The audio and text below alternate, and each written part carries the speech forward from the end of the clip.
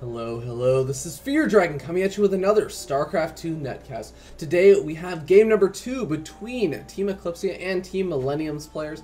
So if you have not seen game number 1, go ahead and check it out in the annotations below. But if you're still around, I'm going to go ahead and assume you have seen game number 1. So we're going to go ahead and jump in and introduce these players. Spawning up here in the top left-hand corner of Ohana, we have the orange Protoss player representing Team Millennium. His name is MilleniumAdelscott, and he is the French Protoss player, nicknamed the Gateway Protoss. And actually, because this is a PvP and it's relevant, he actually is very well known for his own style of PvP that he sometimes breaks out, known as the Adelscott build, and it's the Adelscott gasless PvP. He opens up with 2 gateways and puts on a huge amount of zealot aggression while securing a strong economy behind it.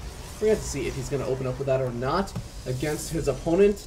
Spawning down here in the bottom right-hand corner of Ohana as the blue Protoss player merging with the same color of those mineral nodes, we have Team Eclypsia's player Welmu, and he is going to be the Finnish Protoss player. Recently took 3rd at the WCS Finland Nationals, the Blizzard WCS, of course, and he's going to be into a bit of a interesting situation as his team is currently down 1-0.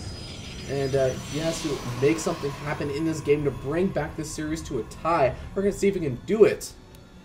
Anyways, we do see, of course, completely identical builds coming out of both these players.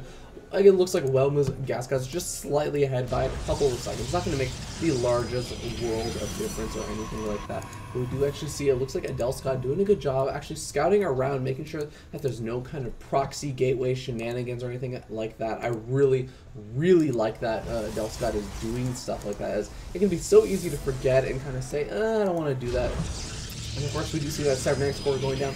So that is going to be a little bit more indicative that Adelscott's not going for that special little build that he had prepared, or his, that has his own name attached to it. As normally you'd actually have seen a gateway being plopped down over there instead of that cybernetic core. But of course we are going to be seeing a pretty standard PvP. I don't actually think Adelscott has actually done that build that often as of recently, as he's kind of just stuck to the tried and true, the standards of PvP, the standard openings.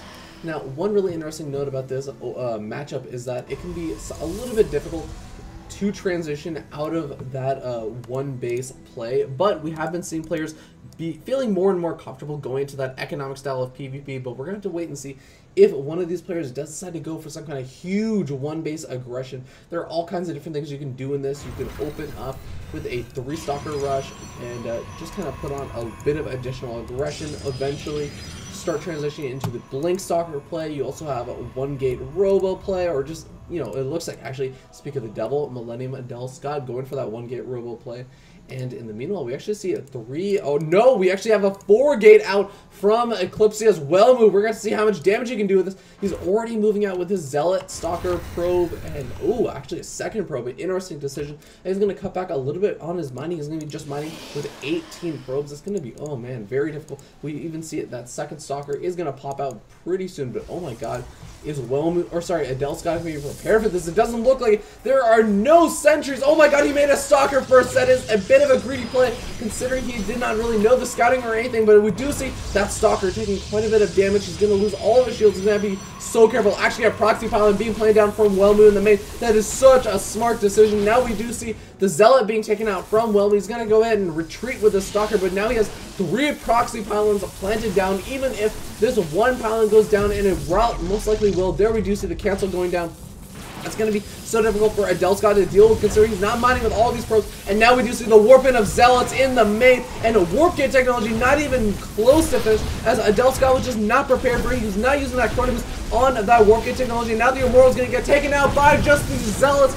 Oh no, things are looking so grim for Adelscott, and I think he's going to have to GG very soon. And Welmu just showing that he can just go ahead and 4K his way to victory if Adelscott does not play very safe and very standard. He is just trying to play a little bit too greedy, not really making sure that he's accounting for the possibility of 4K, not chrono boosting that warp gate technology and doing any kind of scouting for it. And it looks like While Welmu's taking out all of these probes, and I assure you that Adelscott's going to have to make some kind of miracle happen with this Immortal if he wants any chance of winning this game. And I think it's going to be a little bit too difficult for him, and we can even see that Immortal not even be able to get the shots off on those Stalkers, and these Microns a little hard out. But I think, honestly, with the Immortal going down, I think he's going to GG once he loses one of these Stalkers. There's the GG from Adelscott. So the series is going to be tied up 1-1. So let's go ahead and jump into game number 3.